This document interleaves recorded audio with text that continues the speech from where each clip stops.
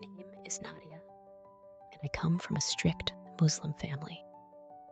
I'm 23 years old, with an older sister, Layla, who is 25.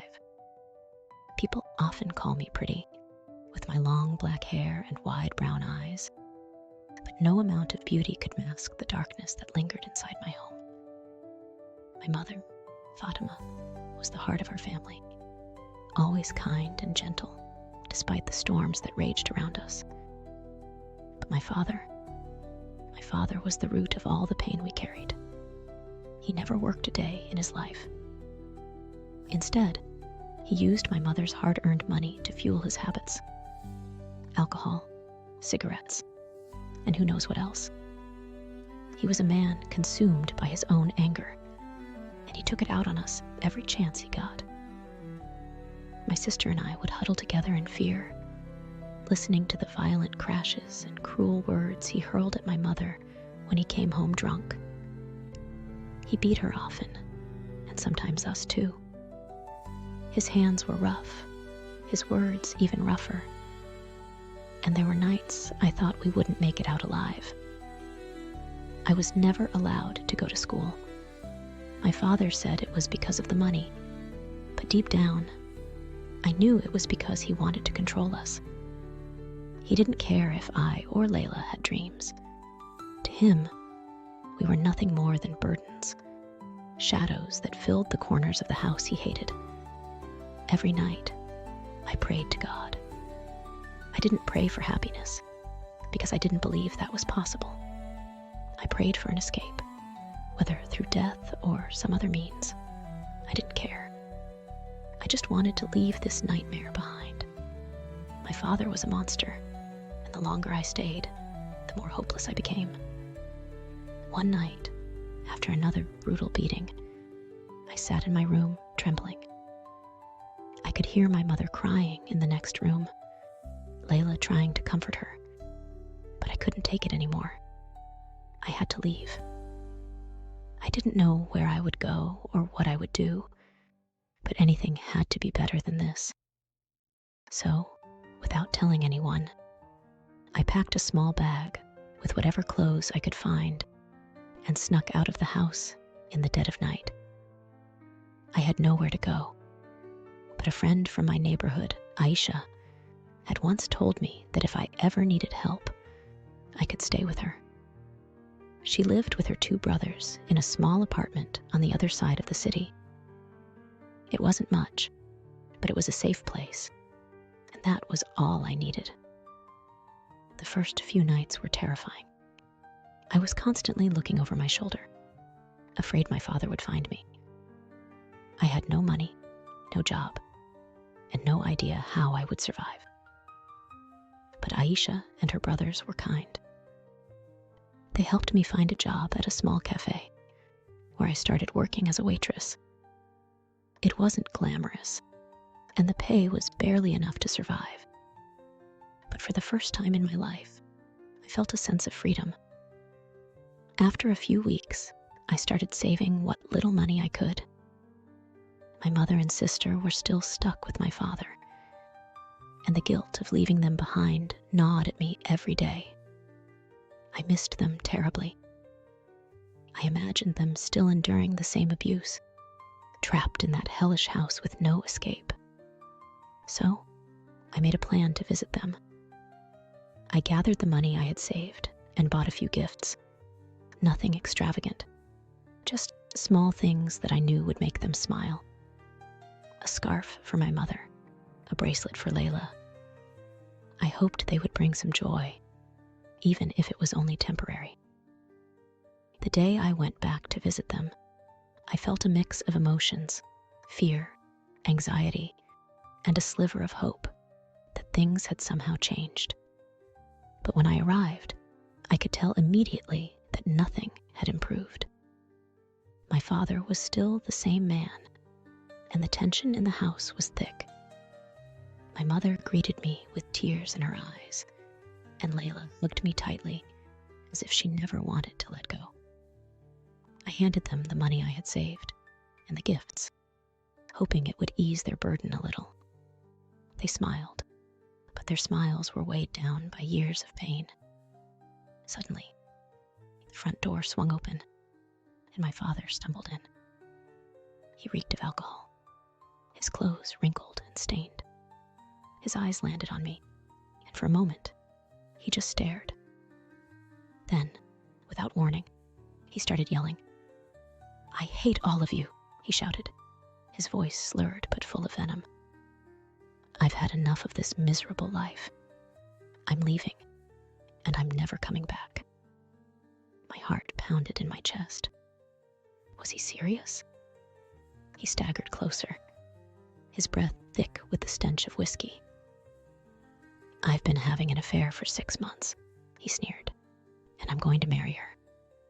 She's younger, prettier, and she doesn't nag me like you useless women." I couldn't breathe. The words hung in the air like a poison, choking the life out of the room. My mother collapsed onto the floor, sobbing uncontrollably. Layla stood frozen, her eyes wide with shock.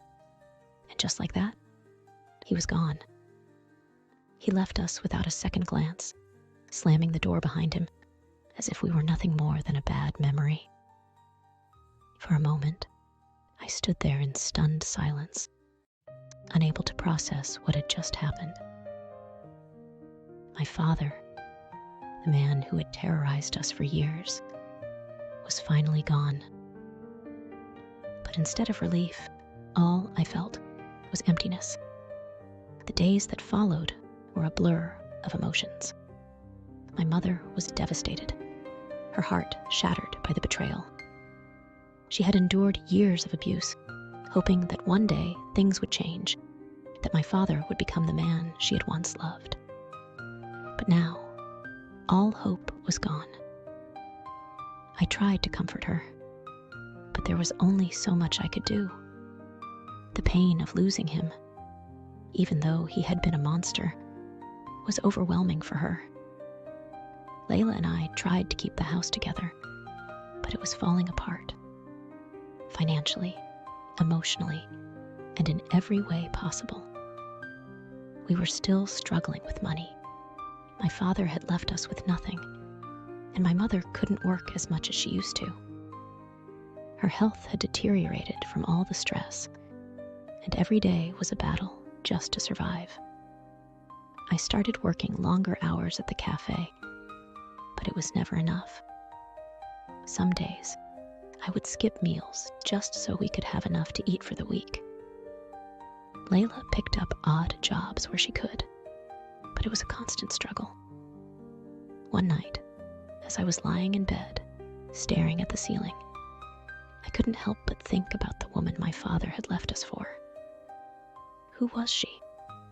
Did she know the kind of man he was? Or did he hide that part of himself from her, the way he had hidden it from my mother in the early days of their marriage? I felt a surge of anger, not just at my father, but at the world. How could life be so unfair? How could a man like him get to leave while we were left to pick up the pieces of the life he had shattered? But I knew I couldn't stay angry forever. I had to do something. I had to find a way to take control of my life, to make sure my mother and Layla would never have to suffer like this again. I wasn't sure how, but I promised myself that I would find a way. I would work harder, save more, and maybe, just maybe, one day we could leave this life behind for good. I still remember the day my father walked out on us. At first, it felt like the end of everything, like the floor had been pulled out from under us, and we were tumbling into an endless abyss. But as time passed, we began to realize something important. It was also the beginning of a life without fear, without pain, a life where we could finally breathe. After he left, the house felt strange and quiet, almost too quiet. My mother, Layla, and I walked around like ghosts, unsure of what to do with this new sense of freedom. We had spent so long trying to survive the storm, We didn't know how to live in the calm that followed. But slowly, we began to heal. My mother, who had once been a shell of herself, started to come back to life. It was as if a weight had been lifted from her shoulders. Her face, once marked with worry and sadness, began to soften. She smiled more, even laughed sometimes, though her laughter still carried the scars of years of abuse. One day, she told me something that shocked me. "Nadia, we were feeding the demon," she said quietly, her eyes meeting mine. "For so long, we gave your father the power to control us, to hurt us. But now, we don't have to anymore." It was a revelation. I had spent my whole life terrified of my father, trying to please him, trying to avoid his anger. But now, he was gone, and with him, the power he held over us. We were free, truly free, for the first time in our lives. But even as we healed, I carried a deep wound inside me. I was scared. Scared of men, scared of relationships, scared of repeating the cycle my mother had been trapped in. I wasn't interested in marriage or children. The thought of starting a family terrified me. Every time I saw a young couple holding hands, I felt a knot in my stomach. I couldn't shake the belief that all men were like my father, that they would lie, cheat, and abuse just like he did. I dated a few guys here and there, but it was never serious. I kept them at arm's length, afraid to let them get too close. The moment things started to feel too real, I'd pull back, ending the relationship before it even had a chance to start. I told myself it was better this way, safer. But deep down, I knew something wasn't right. I was living in constant fear, and it was exhausting. That's when Layla suggested therapy. At first, I was hesitant. Therapy? For me? It felt like admitting weakness, like I couldn't handle my own life. But Layla insisted. She had already started going herself, and said it was helping her process the trauma we had experienced. So, reluctantly, I agreed. Walking into that therapist's office for the first time felt like stepping into the unknown. My heart raced, my palms were sweaty, but there was a part of me, tiny but growing, that hoped this might help. The first few sessions were tough. I had to confront feelings I had buried deep inside, memories I wanted to forget. But my therapist, Dr. Amina, was patient and kind. She helped me understand that the fear I carried wasn't my fault. It wasn't my fault that my father had abused us, and it wasn't my fault that I was scared of men now, but it was my responsibility to heal. One session in particular stands out in my memory. It was the day I finally realized that my father leaving us was the best thing that ever happened to us. Dr. Amina asked me to describe how I felt when he walked out of the door that final time. I told her about the fear, the confusion, the anger. But as I spoke, something shifted inside me. "I don't miss him," I said, the words coming out in a whisper. "I don't miss him at all." It was the first time I had said it out loud, and it felt like a weight had been lifted off my chest. I realized in that moment that I was done being a victim. I was done letting the memory of my father control my life. Dr. Amina smiled softly. "Nadia, you're free now.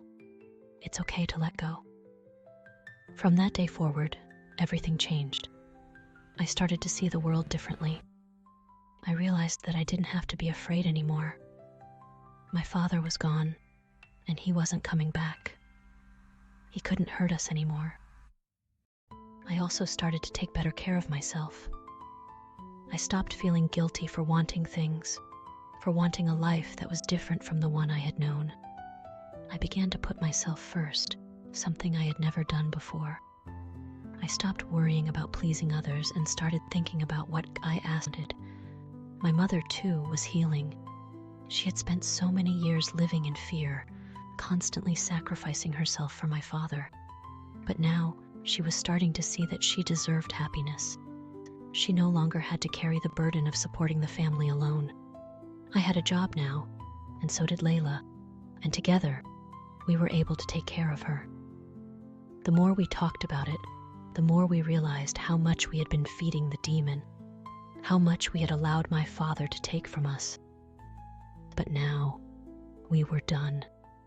We weren't going to let him control us anymore. We were done feeding the demon. There was a sense of empowerment in that realization.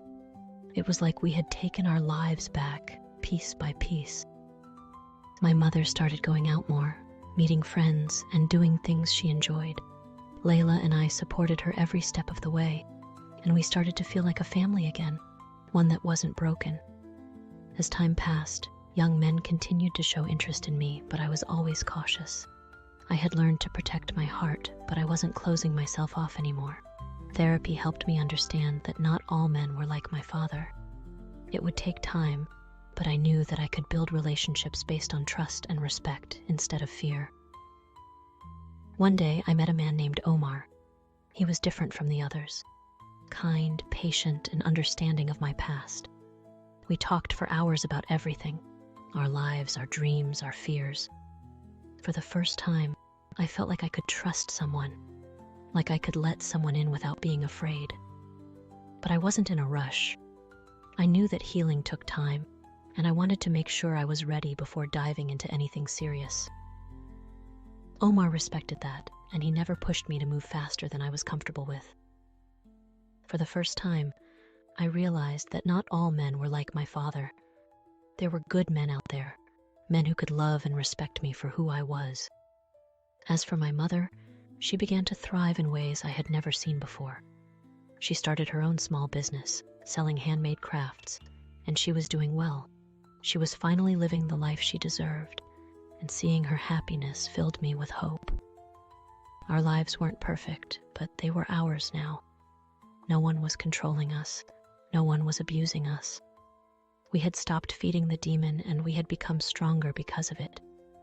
As I continued therapy, I opened up more about the scars I carried, not just from my father's abuse, but from the way I had seen the world for so long. I used to think that life was something that happened asterisk to asterisk me, that I had no control, that I was destined to suffer because of what my father had done to us. But slowly, my therapist, Dr. Amina, helped me realize that I wasn't a victim anymore. I had the power to decide what my future would look like. One of the most important lessons she taught me was that I had a choice, to either get better or stay bitter. It was a simple phrase, but it carried so much weight. "Nadia," she said during one of our sessions, "you've been through so much pain, and it's natural to feel angry about it, but holding on to that anger will only hurt you more. You can choose to let it consume you, or you can choose to heal. You can get better, or you can stay bitter. The choice is yours." I thought about her words for days. Stay bitter or get better. I had every reason to stay angry at my father, at the world, at the life I had been dealt. But what good would that do? It wouldn't change the past, and it certainly wouldn't make me happy. I realized that by holding on to bitterness, I was giving my father even more power over me, even though he was no longer in my life. So, I decided to choose better. It wasn't easy, but it was the only way forward. I began to let go of the anger, the resentment, and the fear that had followed me for so long. I started focusing on the things I could control: my healing, my happiness, and my future. One of the ways I began to heal was by strengthening my faith. Dr. Amina encouraged me to reconnect with my spirituality, and I started talking to God again.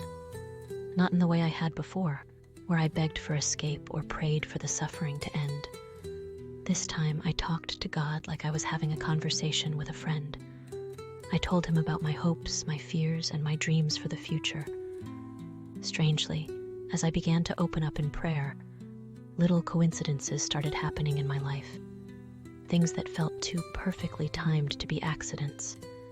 It was as if the universe was listening, guiding me in ways I couldn't fully explain. One of those coincidences was Omar. first met Omar at a cafe, completely by chance. He was sitting at the table next to mine, and we struck up a conversation over something trivial. Maybe it was about the weather or the music playing in the background. But there was something about him that immediately put me at ease. He had a gentle presence, a warmth that made me feel safe, something I hadn't felt in a long time. Over the weeks that followed, I kept bumping into him at the grocery store, at the park, even at the mosque. It was as if the universe was throwing us together. At first, I dismissed it as mere coincidence, but Dr. Amina encouraged me to think of it differently. "These are signs," she said with a soft smile during one of our sessions. "The universe works in mysterious ways. Sometimes when we open ourselves up to possibilities, life presents us with opportunities we didn't expect. Pay attention to these moments, Nadia. They're guiding you." And so, I began to pay attention. Each time I saw Omar, I felt a little spark of something, a connection I couldn't quite describe. We started talking more, and our conversations became deeper. He shared stories about his family, his passions, and his dreams, and I found myself opening up to him in ways I hadn't with anyone else. We flirted, but it was always light and playful, never rushed or forced. Omar had a way of making me feel seen, truly seen. He didn't just look at me as someone with a painful past. He saw the person I was becoming, and that made all the difference. One night, after one of our long talks, I told him about my father, about the abuse, the fear, the scars that had shaped me. I expected him to pull away, to see me as damaged or broken. But instead, he listened. He didn't judge or try to fix me. He simply held space for my pain, and in doing so, he helped me begin to let it go. It was in moments like these that I realized how wrong I had been about men. Not all men were like my father. Omar was different, gentle, kind, and patient. He didn't want to control me or take anything from me. He just wanted to be with me. As our relationship grew, I continued my therapy, and each session with Dr. Amina was like peeling back another layer of my past. We talked about how to recognize signs from the universe, those little nudges that guide us toward what's meant for us. She taught me that sometimes the universe speaks to us through people, through experiences, through coincidences that feel too meaningful to ignore. But healing wasn't just about recognizing signs or meeting the right person. It was also about learning how to deal with insecurity and fear when they crept back in. "You are not a victim," Dr. Amina would remind me, time and time again. "You have survived, and now you are thriving." When someone makes you feel insecure, remind yourself of how far you've come. You are stronger than your past. She helped me understand that when people try to bring us down, whether through words or actions, it's often a reflection of their own insecurities, not ours. "Their opinions don't define you," she said firmly. "You define you." That was another turning point for me. I realized that I had spent so long allowing others to shape my identity, first my father, and then the men I had dated before Omar. But I was done with that. I was done letting anyone else tell me who I was or what I was worth. With each session, I grew stronger. I learned how to let go of the past, not by forgetting it, but by reframing it. My past had shaped me, yes, but it didn't control me. I wasn't defined by what had happened to me. I was defined by how I chose to move forward. Omar and I grew closer with each passing day, and the little coincidences continued. He would show up just when I needed him, or say something that echoed a thought I had been too afraid to voice. It felt like the universe was conspiring to bring us together, and for once, I wasn't scared. We flirted more openly now, teasing each other about silly things. But there was always an underlying tenderness between us. We hadn't rushed into anything physical. I was still healing, and Omar understood that. He never pressured me or made me feel like I had to be anything other than myself. One day, after we had spent hours talking under the stars, Omar looked at me with a seriousness I hadn't seen before. "Nadia," he said softly, "I love who you are. Not not just the person you're becoming, but the person you've